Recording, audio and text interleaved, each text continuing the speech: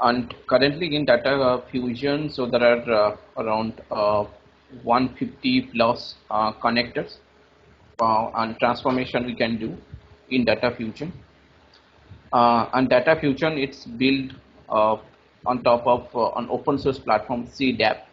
Okay, I also forgot the full form of CDAP. CDAP data fusion. I think it's cloud data fusion. So on top of this CDAP, so data fusion is built, and so there are three editions. So if you go to create instances, first of all, in your account, if you have not enabled the data fusion API, so that's the first step you'll have to do. So once you enable the data fusion API, then you can come here. So like other services, you have to create an instance here. So the instance name you have to give. So any instance name you can give. I have already created, so I will not create another data fusion instance. I will use the instance which I have already created. You can give any instance name, and then similarly the region also you can give. And version you can choose from here. Better to go for the latest release. And so there are three editions of the data fusion which are available. First one is basic edition, then there is enterprise, and then there is developer edition. I am using developer edition. So basic editions, there are some features which will not support in the basic edition. So better to go for developer edition. And then the enterprise edition is the highest version. So you don't need enterprise version to practice, but in production you may use you may be using the enterprise edition. Okay, and then similarly the service account also you have to give like any other services. You are here also the service account, which service account you want to use, so that service account you have to give, and then you need to click on this create option. Okay, so that is how you can create. And in order to create this data fusion instance, it will take around 20 minutes to create this instance. So that's why I created just before the class. Okay, so if you'll go to the instance, if you'll go to the Is UI, it same as VM creation? yeah. Okay.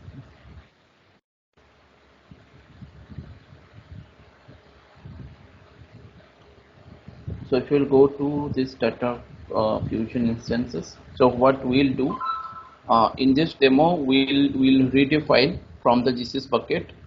We'll do some data wrangling, okay, and then we will store the data in BigQuery. So that is what we are going to do. Okay, it's just like a data factory. So if you go to wrangling, so here you need to add any kind of connection, any source and sink you can add. It's loading. Just wait for some time. Okay, so here it will ask you to select any data set. Okay, so for example I have loaded one data set, so I'm going to use that. So this is the salary DS data science salary. I have loaded here today only. I have loaded, so I'm going to use that one. And here if once first of all you will go to data wrangler, you have to select a source, and then you will come to here. So this is a CSV file. If you want to see the structure of the CSV file, you can see. So this is a CSV file, and these are the data. Like what are the salary of the data, mainly data engineering or data scientist or data analyst in various countries. So their salary, and then there are some other fields as well, like employment type, job title, salary currency, salary in US dollar, employee residence, remote ratio, company location, and the company size. So these are the some data which I have extracted from Kaggle, and this file I have already uploaded to the GCS bucket. Okay, So you have to come here, and then what you have to do. So first of all, when you will come here,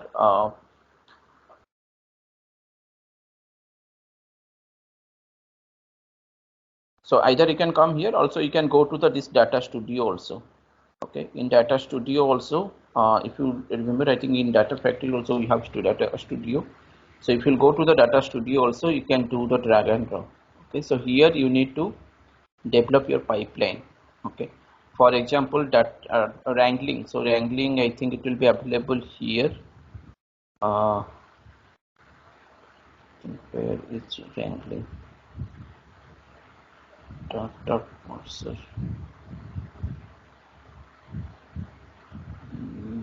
Wrangling, yeah, here.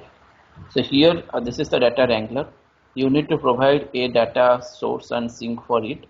So for the source, you can just drag and drop any. So there are multiple sources are available. Okay. For example, you can connect to GCS. Other sources are there also. MySQL, Amazon S3, Spanner, Cloud Spanner, Postgre, Oracle, SQL Server. All the sources are available. So you just need to connect here. And again, here you have to, let's say for the sync, I am going to use BigQuery. So here I'll use the BigQuery. Okay, and then you will have to provide your properties and where your data will be present. So all those properties you need to provide. So for example, here I'll select my input data set. I'll browse the data set. I have already loaded in GCS bucket. So I'll go to the GCS bucket. Inside this test lake, my data is present. So I'll select this.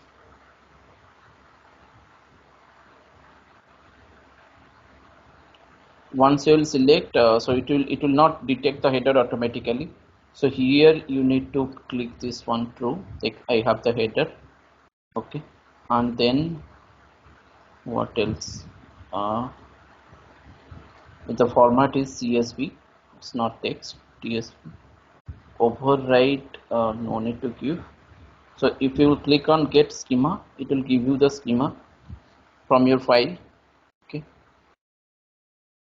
so this is about the source. Whatever I'm doing, I'm setting the properties for the source. Okay, in data factory we have to create a link service and then data set connection, but here you can create directly. Directly, you don't need to create any kind of link service and all. So all these properties you need to specify. There are also more properties are there. Okay, but I don't need those properties now for this file. So here you will get the schema. Okay, the index field, work year, experience level, job title, salary currency, USD, employee residence. All these columns it's reading from the file itself. And after that, so if you are not satisfied with this schema, you can also import the schema from your file as well. From your local system, you can import it, the schema in JSON format. Okay, so you can import the schema in JSON format as well. So if you are not fine with this schema, okay, but for me it's fine. I don't want to take I don't want to import, or I don't want to use any external schema for this. Okay, and if you click on validate, so once you have set all the properties, in order to check whether all your properties, everything has been set correctly or not, so you can click on validate. Okay, same process you have to do in all the blocks, in source block, in sync block, also in the data wrangling block. So here I can get like no errors found, so I'll just close it. So for source properties I have set already. Again I'll go to my wrangling, data wrangling. So it's detecting automatically because that arrow mark I have already joined. And if you want to wrangle all the fields, so here you need to put star. Okay, and anything else. Yeah, so if you want to wrangle, you'll have to click on that wrangle, so it will give you the data. So my data is coming from here, data. So this is the file which I am using.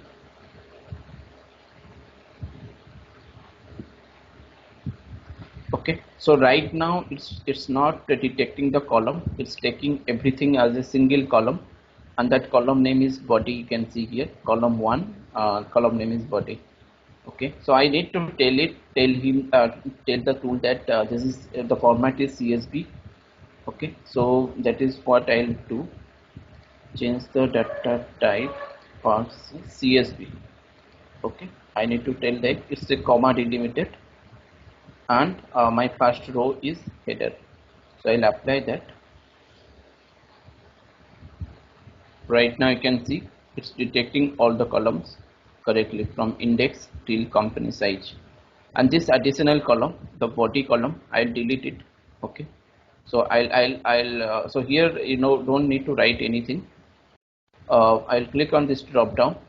Okay, I delete this column because this column I don't need, so that column has been removed. Right now you just have 12 uh, columns. If you want to see what are the transformation step you are doing, so all those steps also you can see here. What I did, I parsed the CSV file and then I drop that body column. Okay, also if you want to mask any field or remove any kind of null value, you just need to delete, you just need to click on this drop down. Anything you can do, any filter operation, any field you want to replace, null values if you want to delete, any field you want to mask, any kind of transformation as per your requirement you can do. Okay, for example, let me see if I can mask this salary.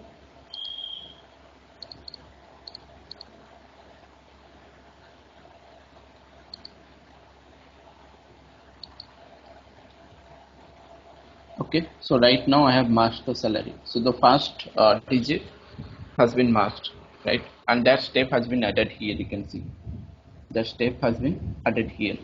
Okay, so similarly you can do any kind of transformation, and once you do all the transformation you need to click on this apply. Okay, so all your transformation whatever you did inside this recipe you'll be able to see all those transformation. And once you are done with your transformation, there are also some more options are there. So skip error or send error to any error port or failed pipeline, so this error handling part also you can select. I'll go with the default option, which is the failed pipeline, and again you'll have to click. So this is about the data wrangling, where you are doing data transformation, data cleansing. So I'll again validate. Once you are done with the data wrangling, you have to again validate it. So there is no error found, so I'll close it. Again I'll go to my BigQuery properties. I'll have to set the BigQuery properties as well. So I think I'll have to create a BigQuery data set, which I have not created. Let me create a BigQuery dataset first.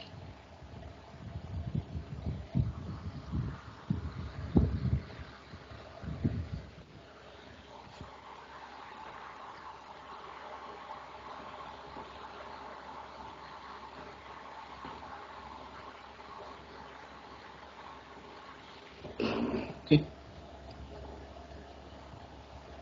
Yeah. So dataset is there. So this dataset I'm going to use Data Fusion BigQuery. Uh, where I'm here, you need to give any reference name, any name you can give. Let's give GCS to BigQuery. Then the project ID I'll just leave as it is. Dataset project ID I'll also leave it.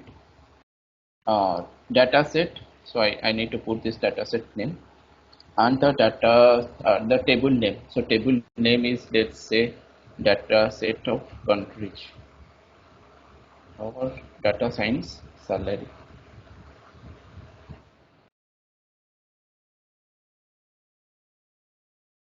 Other things are optional field, I don't need to give. Okay, so now what I'll do, I'll again validate. Let's validate it again. There is no error. So my pipeline is built, my source and sink is built. So apart from this also there are many other need to save it. So you can name any your pipeline name. So let me give GCS to BigQuery data fusion. So this pipeline name, so that my pipeline will be saved. If you go to the operation,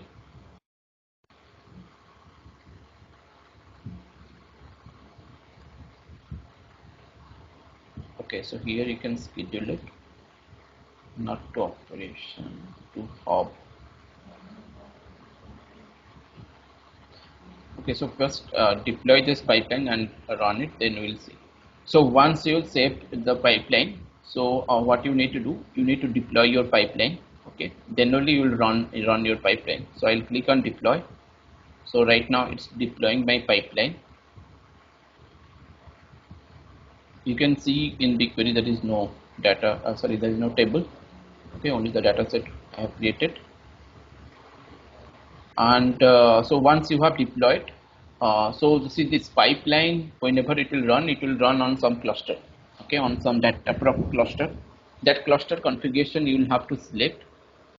You can use the default configuration, but it's better to select the cluster configuration. So if you will go to this configure, okay, so here you need to select your data block configuration. You can go with the data auto scaling, okay, or else you can change your configuration. Okay, if you will go to this customize your view, you can see all those data prop parameter, all the data prop configuration setting. So like region, zone, and then the master node. Okay, so all those things you can see master node machine. Okay, I'll not change anything, but you can change it.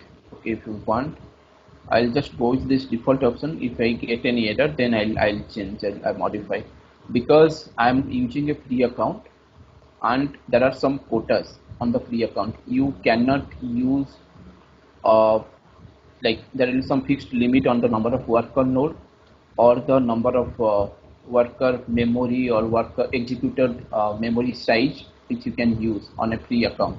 You cannot go beyond that, but let me try with this default option. So but if you want, you can change it. The machine size, same thing, whatever you did in the data prop, n1 machine, n2 machine, all those machine configuration you can select. Okay, and then the pipeline configuration also you can change. Engine configuration, whether you want to run in MapReduce is not enabled, it will run in PySpark, sorry, in Spark. Then there is transformation push down approach, which we have discussed when discussing this BigQuery. So this is one of the optimization technique. The BigQuery transformation, if you enable push down, so the table which will be created, it will be created in an optimized way. Then there is data source, the driver CPU, what should be the count of CPUs for driver, what should be the count of CPUs for executor, you can select. Also the memory size also you can select. Pipeline alert, you will have to configure it a bit differently, so that if your pipeline fails, you can send mail to your mail ID. Okay, so first of all, once your configuration is done, what you need to do, either you can schedule it, okay, the way we schedule other pipeline like in data factory, you can schedule it. Okay, if you want to run it on demand, you need to click on here, this run.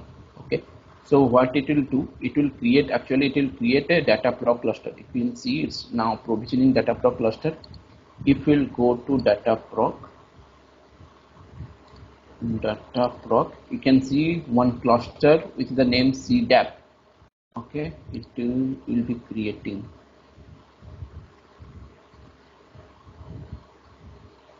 See here, it's provisioning that cluster. It will take some time to provision this cluster. Let's wait for some time. Till that, if you have any doubt, you can ask.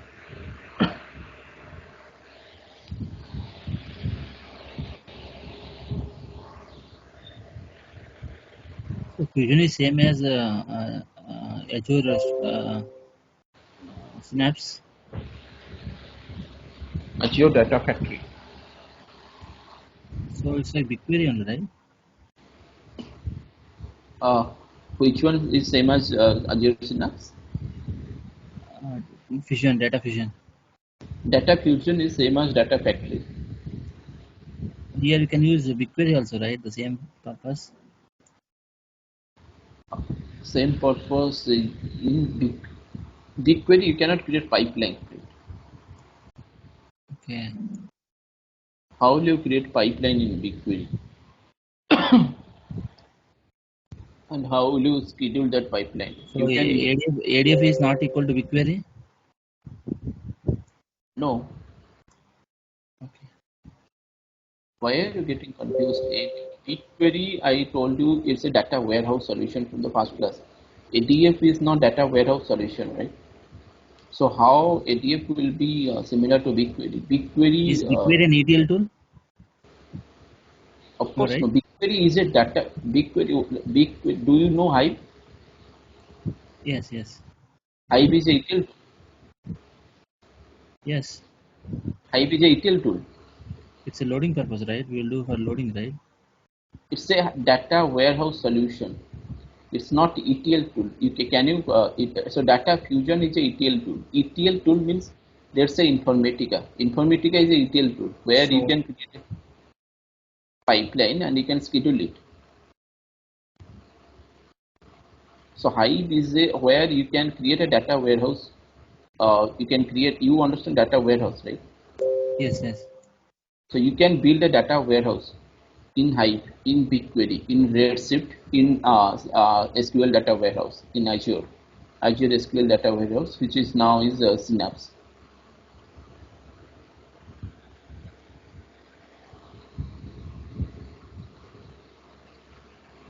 So are the projects running on data fusion? Currently, any market projects? Are Any? we using data fusion in real time? Yeah, in some project, uh, they might be using data fusion.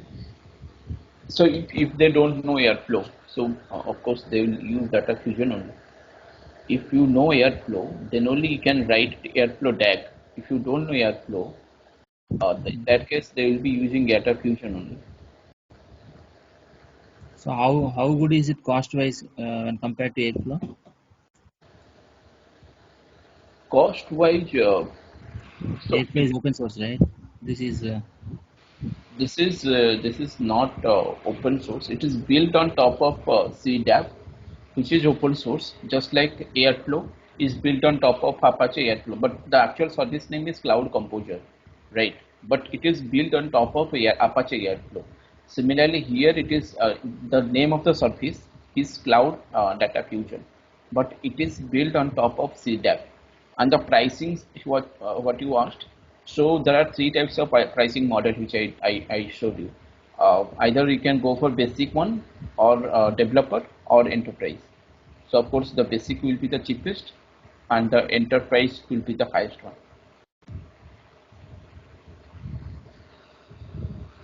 So now you can see all the status it's getting updated here.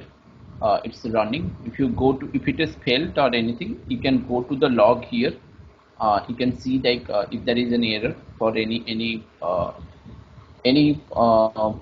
issues are there, then you can go to the log and you can check it.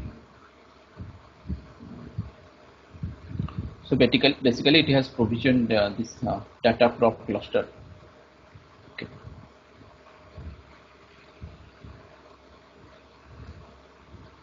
And yeah, it's running here.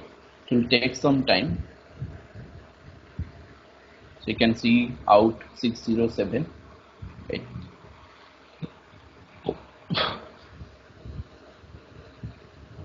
can you open the log? Why it is running this much time? How many records are there?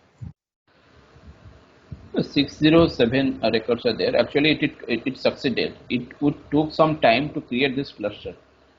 Okay. So first of all, so this cluster was not there, right? So it took So some time.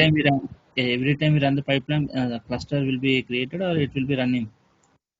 Yeah, the cluster will be created. So five pipelines, five clusters. Yes, yes. See, the cluster will be deleted. I think the cluster will not be present. So it will work as a job cluster. Okay, so see, the cluster is not there. So the cluster job cluster means it will only created when your pipeline will start running. Okay, once your pipeline is run is completed, your job cluster will be also gone. Like your job cluster will be deleted. So that is So how it is. how will debugging here? How to do debugging here? Debugging, if you go to the logs, here you can see all the logs. Warning, info, error. If there is any error, you can see the error logs as well. You know, in Spark, you can in the console you can print either warning or info, anything you can print, right? So similarly here you can print, like you can go to this logs. If you want to see any advanced log, you can also go to this log. If you want to download it, you can also download it. So this from this log, so this is the log for pipeline. Okay. So pipeline which you are running, any issues happen in the pipeline, you will be able to see the log, and you can see everything like the Spark node it's configuring, it's starting Spark. So all those things you can see. For 10 GB data, if you run the pipeline, how long this log file it will increase, right? Then it will be a space problem, right? Why it will be stressful? You don't need to manage anything. So that's why, like, whenever you did this configuration, you have mentioned everything, right? The worker node, the executor node. So you don't have to do anything. So based on that configuration, if it is giving space problem, then it will ask you to increase the worker node size, or to executor node size. It will ask you to increase. So the 10 GB data, or how much data, it does not matter. Like, so info message will be not based on the data processing which you are doing. Okay, so even there is 10 GB data and you are doing same kind of processing for the 10 GB data, messages you will get the same, right? Same number of, same lines of message you will get. And even if you are getting any issues, it will ask you to increase, to change this configuration. Okay, so you will see that message in the log. Suppose it is like daily load, for every load it will come as 10 GB. It will be space is increasing, right? Like cost will increase, right? Without taking backup, we need to archive that data, right? If you want to archive the data of 10 For GB data, archive data, you can create one more pipeline. So for example, you can create another data wrangler, and then you can archive it. So you can add another wrangler so here it is to not this. good practice to keep the daily waste data of 10 GB in storage, right? Cost will increase also, right? Yeah, it is not a good practice. So once the file is processed, you will have to send the file to archive folder. Not you will not delete the file, Also, but if it is an archive, also daily 30 days means 30 days of archive data, it will take a very huge amount of data, and also the cost will be more, right? Then what is the solution for this? so, so see, archive cost and the file cost both are different. Okay, so there are some standard line, near line, and cold line. Yes, yes, yes. Cold line So will be here. We will be using cold line for archive, correct? yeah, so if it is present in the archive, you are not going to access the data frequently. So you can, the archive folder which you have created. So you can select, you can create a folder for the cold line storage, and there you can keep your file for 6 months, not for 1 month. Some, it all depends on the project. In some project they keep the file for 6 months, and they'll remove the file, and they'll keep delete the file. So you can So also do that. Yeah, if it is regular usage, we'll go for hotline, right? yeah. So how So we will minimize the cost here, like storage wise? Do we need any cost wise anything here? So storage wise, so you have to manage the GCS bucket. As I told, if you were storage, cost wise, you have to choose the node. Okay, which is the node size you have to choose. Based on that, it will cost you. So because the main cost is, it is creating a data flow cluster. And so what is the size of data flow cluster you are creating? Based on that, it will charge you, because whenever you are creating data flow cluster, it will create a VM and all. Okay, so based on that, it will charge you. You have to create a data cluster based on your size of the data. There is no such formula like if my data size is 1 TB, this should be my cluster size. It just based on trial and error.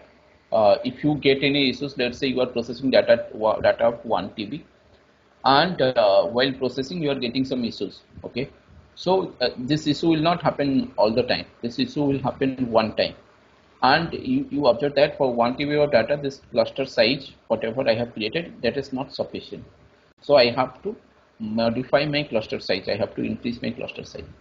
Then you have to increase it slightly. You have to increase again. You have to try to run it. If the data is processing fine, else again you will have to adjust the cluster size. So that is how you have to do. There is no such fixed formula like it is 1 TB. This is the cluster size you have to use. Like one question I have, Swagat.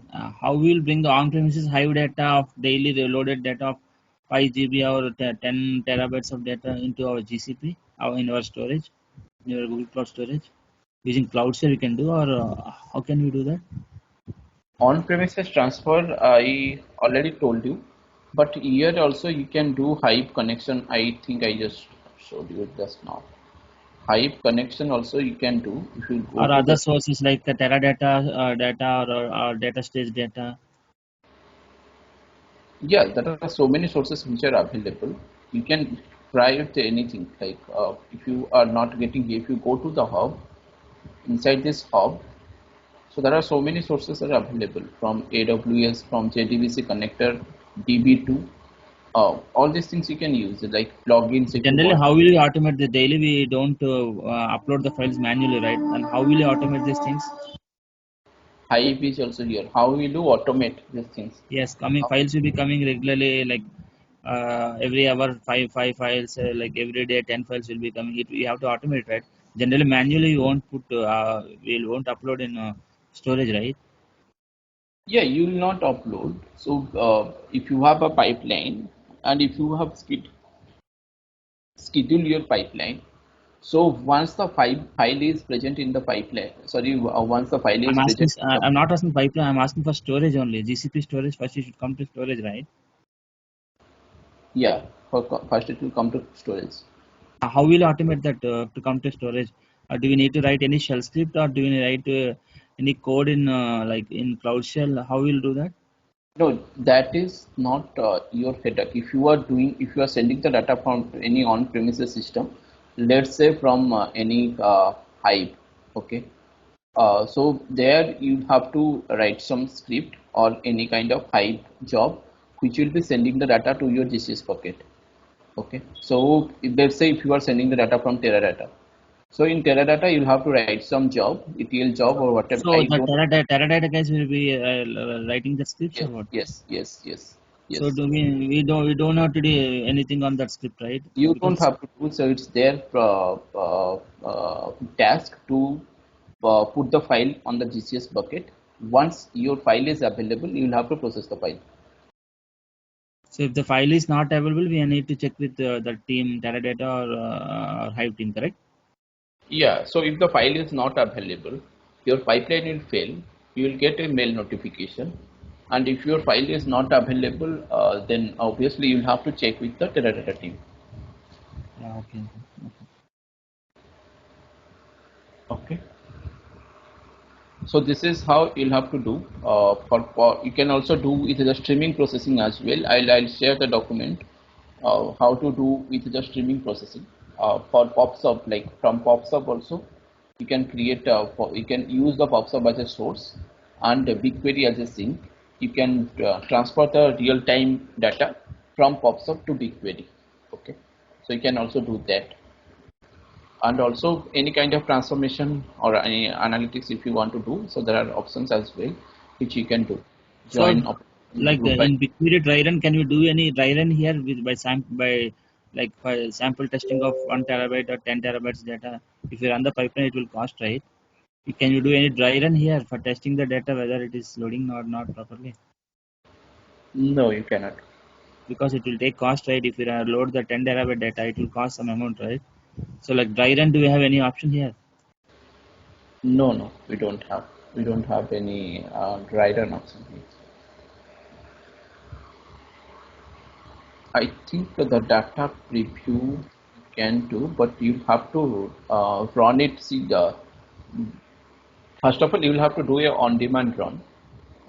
If you can do it on small size of the data, and that filter you can uh, apply in the data wrangling step. You can apply that filter, or you can apply the filter using any kind of other operation transform. You can select this many rows and then you can process that data, and you can see if your data is processing fine, and then you can do the what you call then you can deploy it. This is for processing. Data fusion is for processing the data or loading the data. ETL tool, right? You mean to say? Yes. For processing, it will be fast here. Processing of 50 million records or 50 billion records. Will it work here?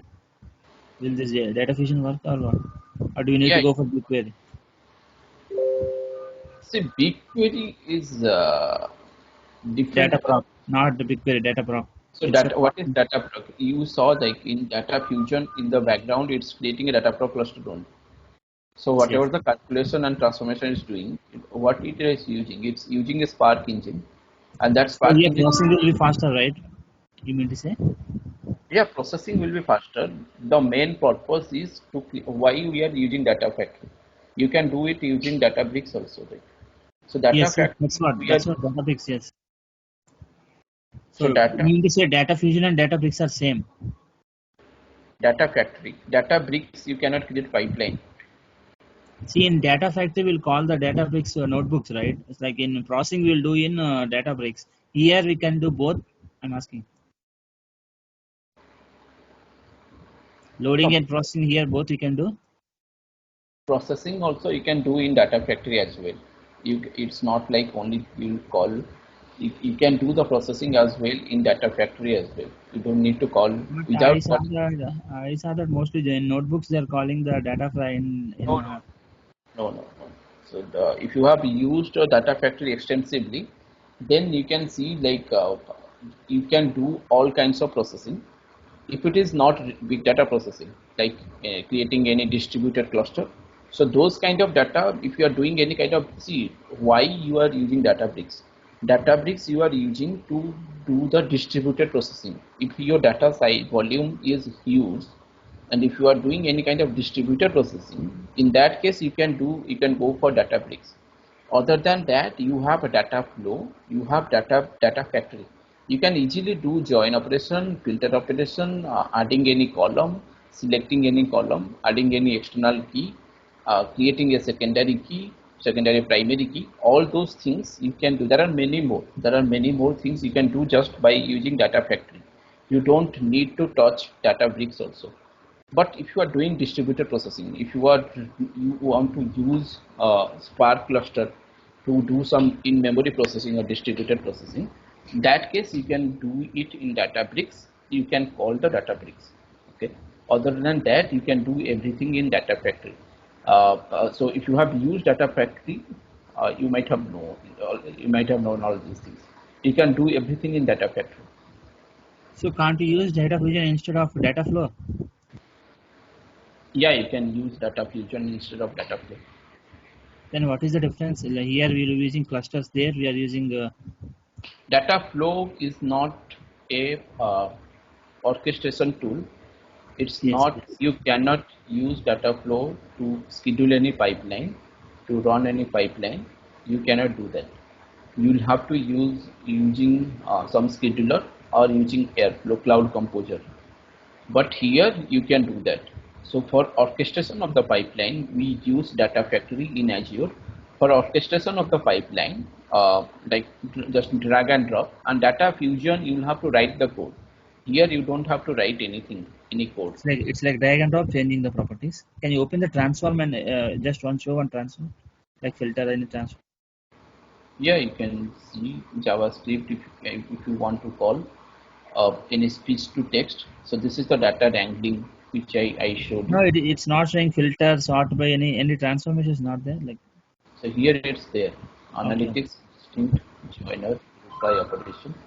Other than that, there are other conditions as well. Okay. So you can do.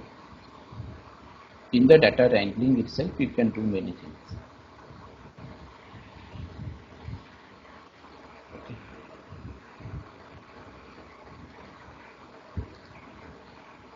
And what else?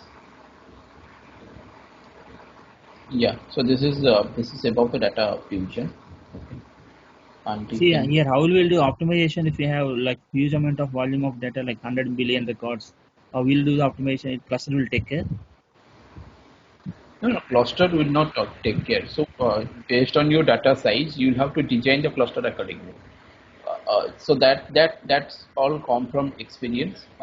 If you have handled this much amount of data, if you have processed this much amount of data, so this is the size of the cluster you need. And if you are doing some kind of development, you don't need to create any huge cluster. Okay, so it all comes from the experience. Slowly, once you will start using it, you will be able to know. Okay, so let's say there is 1 GB of data or 10 GB of the data. So this cluster of 4 core node or 2 core nodes size will be enough. If my cluster size, if my data size is, let's say, 1 TB, and I'm doing some kind of complex operation on my data, some kind of filter operation, some join operation. So in that case, I need to increase my cluster size.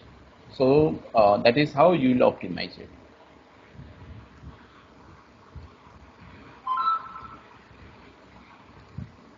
Suppose if you have 80 billion records in from cloud storage, how can it handle in this data?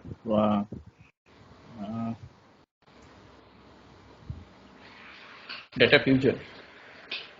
yes, yes, because it's coming from a huge file, right?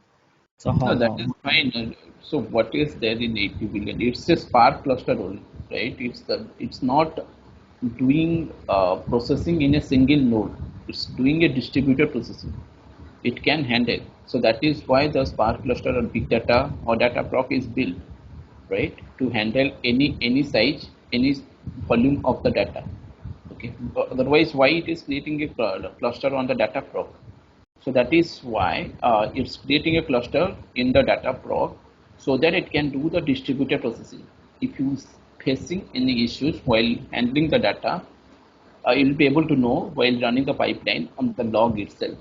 And then it will ask you to increase your cluster size. So you will have to go to the configuration setting and you will have to change your cluster size. so which is best for like ETL purpose, data proc or data fusion? Data proc is not again for ETL. So data proc is different. Data proc, you are going to use code, and you cannot create a pipeline just by using data proc, and you Yes, cannot yes. see. Oh, that is the only difference. Yeah, so that's the only difference. And there you need to write Python code. Here you are not writing anything. You are doing drag and drop. In Data Factory, if you have used, I don't think you have used Data Factory a lot. In Data Factory, it's also code free. You don't need to write anything in the Data Factory.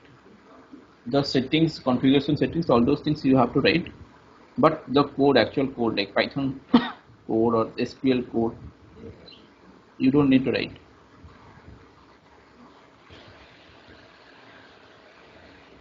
Yeah. Okay. Okay. Yeah. Yeah, so the table has been created. So, so this is simple, right? Drag and drop data fusion. Are we using this in projects? Right? Yeah, of course we are using. Because this is drag and drop only, not like writing any Python code. Just drag and drop and change the properties. Yeah, of course we are using in the project. So for analysis purpose also we can use here. Yeah, yeah.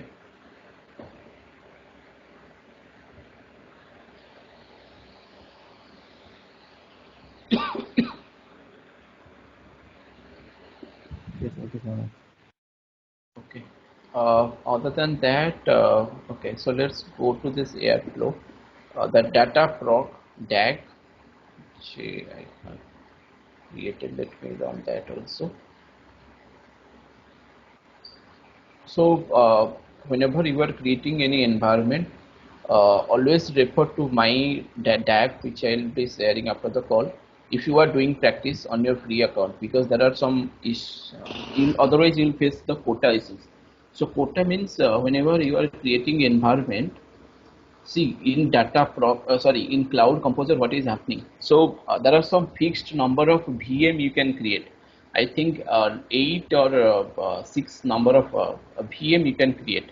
So whenever you are creating Cloud Composer, actually it's creating some VMs, right? Because you are creating some node, and that we have already seen. So let's say if you are creating 3 node, it will create 3 VMs. And again, if you are running Dataproc, in Dataproc also again it will create some additional VM in order to create a Dataproc cluster in order to provision the Dataproc cluster.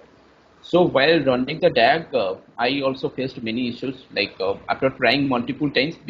Issues means all those quota issues you will face. I can also show you.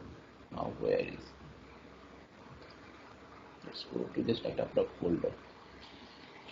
So if you don't use the data, if you don't write the DAG properties correctly, you'll face that quota issues.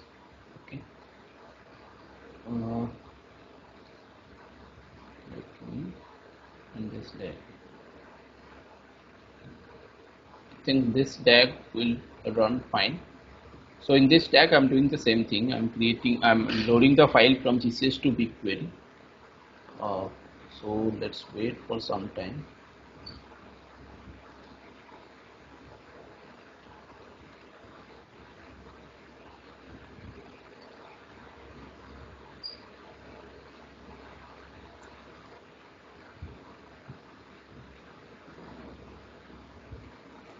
Suppose if a tag is running for long time, it is showing, but it is not coming out of this running status. How to do that, Swagat, in Airflow?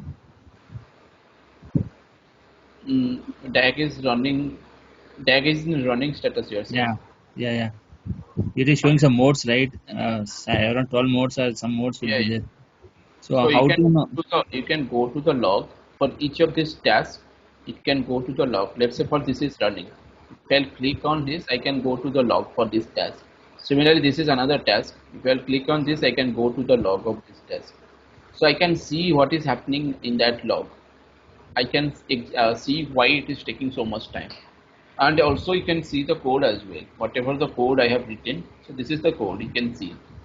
So in the code, I think I explained to you. So here I am importing all this operator for the data prop. So actually all the processing I am doing using the data prop. This is my Python file, okay, PySpark from GCS to BigQuery, which is present inside this GCS bucket. And these are the parameters which I am setting, like the cluster name and all. Okay, and here I'm actually giving the cluster configuration. Okay, this is very important if you are using free tier account, because you cannot create a, cluster of any size. Okay, so use this one. So same thing, like if you remember while creating data prop, I created worker node, one worker node, two worker node, one master node, and then the boot disk size was 30 GB. So same thing I have mentioned here, and then there is project ID, cluster name, Python file, and then the this is a jar file. Okay, so this jar file also you have to use.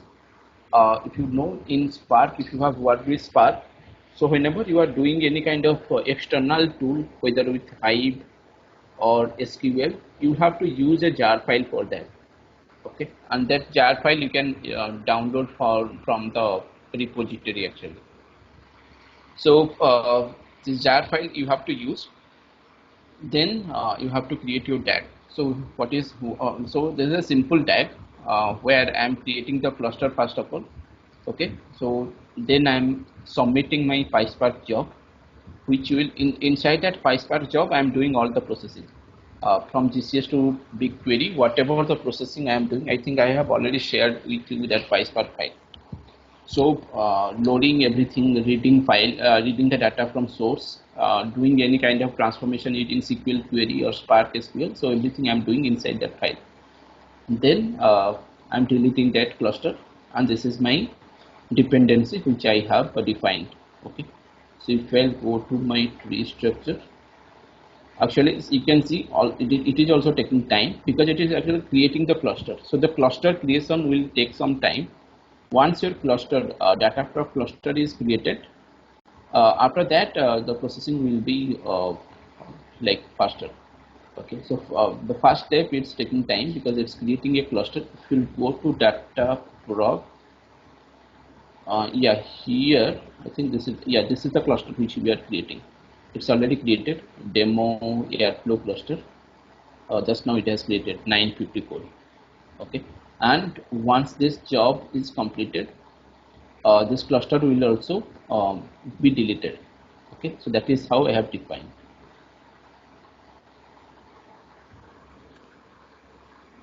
So it will load the data in BigQuery. I think in this dataset I am using. This is the dataset I am using. Let's wait.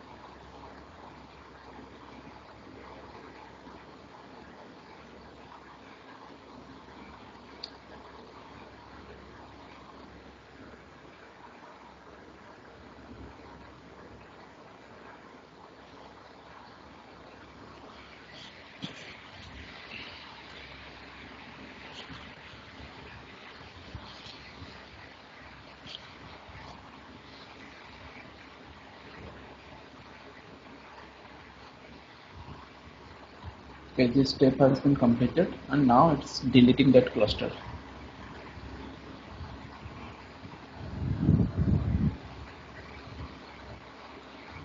So this cluster which we saw, I think it will be deleted by the end of completion of this job. And in the BigQuery, I think it has already loaded the data.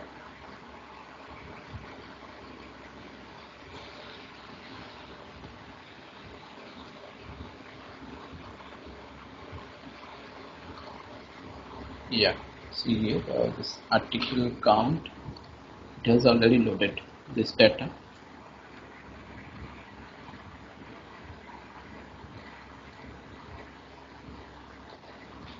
Okay, now it's completed. If you will go to the cluster will not be there. See, it has deleted the cluster. So that is how you can call any notebook. You can process it using Airflow. Also, you can process it using data fusion as well. Okay. Any doubts? No, Swagat. We are good. So yeah, we are not doing any transformations. So directly we are loading only, right? No, In we are doing a transformation. If you see the previous notebook, you will be able to understand. We are doing some transformation. So that is the load. This is not the actual data. Okay, so we are doing some transformation. We are just doing.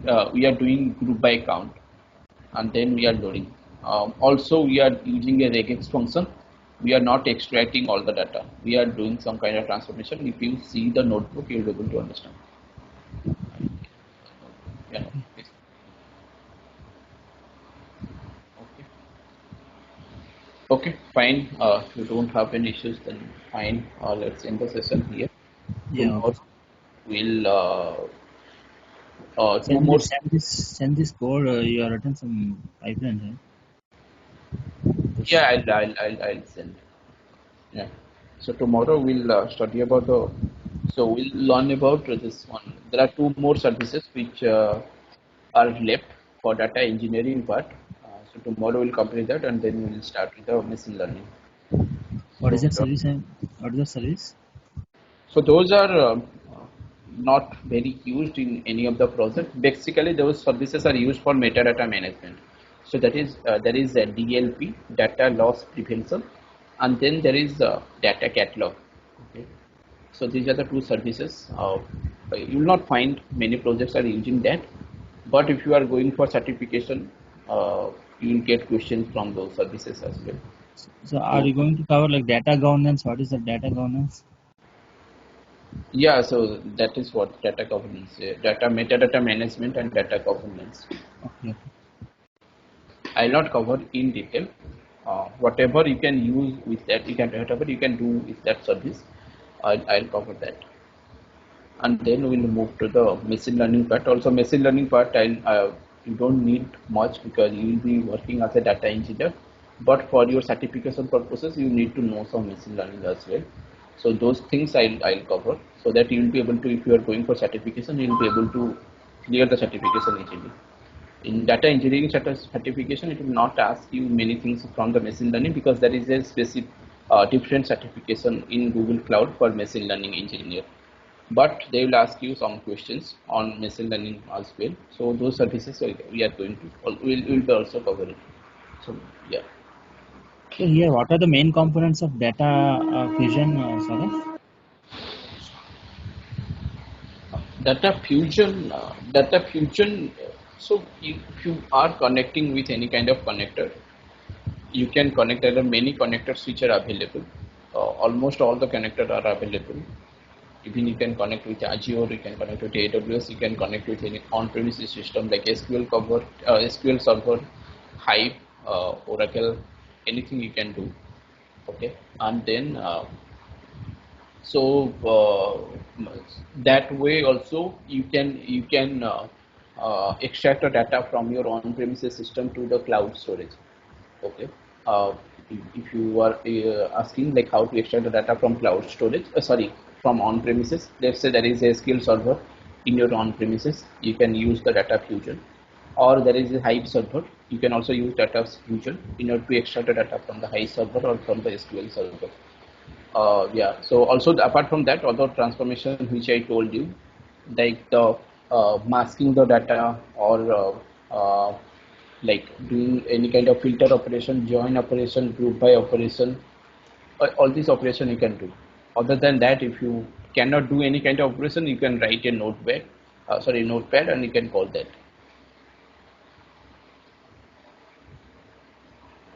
Okay, Saurabh. Yeah. So in the documentation, all transformations are covered, and like it No, will be given, right? not all.